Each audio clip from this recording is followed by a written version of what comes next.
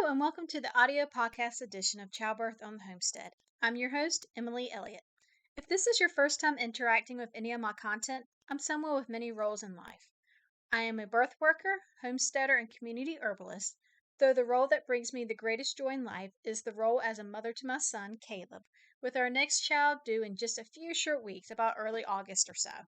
My family and I recently left our small coastal micro homestead to move to western North Carolina, where we are building our new homestead on 6 acres. This podcast is all about providing information to help nourish you and your family from preconception through postpartum. It is a weekly podcast and video series that allows us to explore the connection with ourselves on our journey from maiden to mother, while covering everything from cloth diapering to healing from birth trauma to tea blends for fertility, all with a focus on living a simple, natural lifestyle and nourishing your body on traditional whole foods. You can find both the audio and video episodes on my YouTube channel, just search Orchard Creek Homestead, and the audio versions on YouTube, SoundCloud, and iTunes under Childbirth on the Homestead. In this episode, I'm sharing with you the 8 rules I have shared with our family and friends for when it comes to visiting us after the birth of our second child. Now, I did want to preface this by saying that I put these rules into place to potentially avoid any stressful situations during my postpartum recovery. These are my personal rules. Feel free to adapt them to your own needs or not. But by outlining what I expect of my family and friends if they want to visit, then hopefully their visits become one less thing for me to worry about, and I can simply focus on being with the baby. Some of these may sound harsh or rude, but oftentimes I found, especially when working with my clients during their own postpartum recovery period, that my clients wish they could have said some of these things to their own family members, but put their own personal feelings and wants aside in order to appease someone else. But I'm saying this to all the new moms out there. It's okay to be a little bit selfish as you recover from having a baby. Don't worry about hurting other people's feelings. What's important is that you take the time you need to heal and bond with your baby. That should be your priority. Before I gave birth to Caleb, our first child, my only request to my family and friends was that no one visited us at home for the first week after giving birth.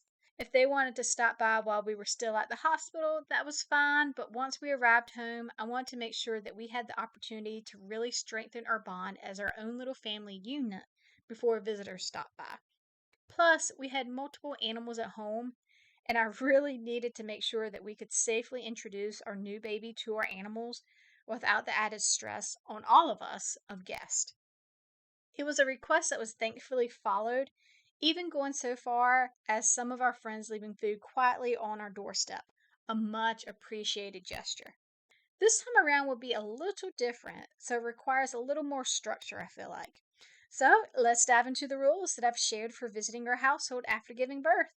So the first rule is don't show up unannounced.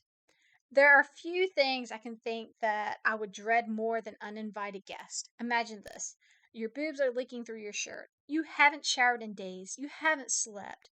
You're wearing your raggediest sweatpants ever. And then there's a knock at the door. And surprise, it's your coworker. Sounds like a nightmare, right? Don't show up unannounced, and don't be offended if you ask to visit and I say no. There will come a time and a place for visiting. It just may not be right now. Which kind of leads me into my second rule. Don't call or knock on the door. Just text. The safest thing to do if you need to reach me for anything is to just text me. Don't call my cell phone and risk waking me or the baby up. Don't knock on the door. I have a dog that goes nuts when there's a knock on the door. I will not be happy if you knock on the door and it leads to chaos. So let's just get that out there and avoid the chaos. So another rule that I have in place is to bring food. Don't show up empty-handed. Bring something. It can be a frozen meal from the grocery store, it can be takeout, or it can be a casserole that you made yourself. I don't care. But with a 3-year-old, me, and a hungry husband who will be working on and off in the weeks after I give birth, while also taking on the role of primary caregiver of our oldest, food that we don't have to prepare ourselves will be much appreciated. Yes, I do plan on prepping some freezer meals to have on hand for postpartum, and we do have a pretty decently stocked pantry and freezer already, but that still doesn't mean we will turn away food. So, one caveat to that, don't expect an invitation to eat with us. We may invite you to chow down, or we may stick your meal in the fridge for later. My next rule is that you must wash your hands. In addition, don't come if you're sick, don't come if you've been recently vaccinated, and most importantly, don't kiss the baby. I really don't think I need to dive in any deeper to any of these. Also, don't be offended if you don't get to hold the baby. On top of that, please don't be offended if you ask and I say no. This postpartum time is actually incredibly important for both mama and baby for bonding, healing, nursing, and more. I have been carrying this baby in my womb for a long, long time. We're used to being together, and I'm really excited to actually be able to hold my baby in person. But if you do get to hold the baby and the baby begins to cry, do not keep the baby away from me when I try to take the baby back. It is not your job to soothe the baby. It is my baby. End of story. And I especially don't want to hear things about how my newborn, or my child at any age for that matter, needs to learn how to self soothe. Which kind of goes into my next point a little bit, is to keep your advice to yourself. If I want your opinion, I will ask. Otherwise, don't offer. I really don't want to be told things like, if you formula fed, they would sleep better. Or to be looked at like an alien when I share that I'm cloth diapering. What worked for you and your kids isn't necessarily what will work for us. And don't ask how long I plan on breastfeeding this one. With Caleb, I breastfed him for about 22 months, and I think he was about 6 months old when I first started getting comments from family and friends about how long I was going to continue on breastfeeding. You also don't want to create more work for us as new parents. I am not here to entertain you, and I don't want to sit around our living room and just chit chat. In fact, what I've been telling everyone is that the best thing they can do while visiting us after the birth of our baby is to spend time with our oldest son, Caleb. That is the only thing I want people to do when they come over. He is the one that is going to need the attention during this time.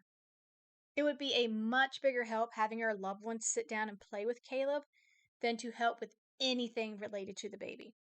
I want to make sure that his needs are met and that he doesn't feel like he's pushed aside. By meeting his emotional and physical needs, that is one thing that can be taken off my plate. If you get tired of playing with Caleb, then see what needs to be done around the house. Dishes, laundry, sweeping the floor? I certainly won't say no to any of that. If the trash bag looks full, grab it and just throw it in the bin on your way out. But above all, don't create more work for us.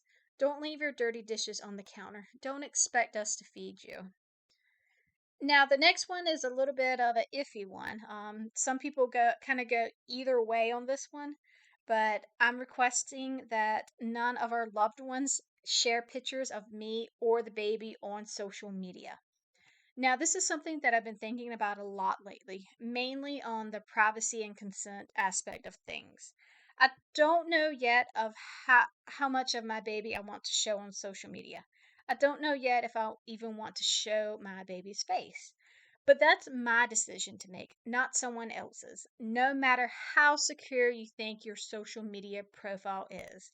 And I especially don't want pictures shared of me when I know that I won't be looking or feeling at my best. And I've been thinking about this a lot because I've gotten in the habit of when I'm taking pictures to share of Caleb, I always ask if it's okay if I can take that picture of him. And usually he says yes. If he says no, then I respect that and I won't take that picture. But if he says yes, I tell him that I want to share it with my friends online. But he's 3. How much of that does he really comprehend? Sometimes I wonder if I need to do a better job of kind of protecting his privacy until he can really make a conscious decision of it. But again, that's our decision to make, not someone else. So I don't want a friend or a grandparent or somebody to take that decision away from our family. And on top of that, I've also had friends who purposely kept information about their new baby off of social media because they wanted to share the announcement to certain family members in a different manner, only to have those family members irate that they heard about the new baby first from so and so's Facebook page. I know people get excited about having a new baby in the family. I get it. But just remember, it is not your baby. Respect the wishes of the parents. Now, like I said, these are the rules that I have in place for our family. Both my husband and I are particularly private people. Like I said earlier, you may take some inspiration from them, you may not. There are plenty of new parents out there who would much prefer to be surrounded by their friends and family, their village, at all times. There are plenty of new parents out there who don't mind fixing meals for their company or getting advice from others who have been there. There are plenty of new parents who are willing to hand their baby to someone for just a few moments apiece. The key is that you need to be open and honest with what you expect from your loved ones. The more open you are, the more you're able to enter your postpartum period of recovery with your needs met, whether they are physical, emotional, spiritual, or mental. Well, that's all I have for today, and I really hope you found this helpful. I'd love to hear from you all. What postpartum rules did you put into place when it came to visits from loved ones? So, thank you for listening, and make sure that you subscribe so you don't miss a future episode. If you're listening to this on YouTube and have a suggestion for a future topic or a burning birth question, make sure to drop it in the comment box.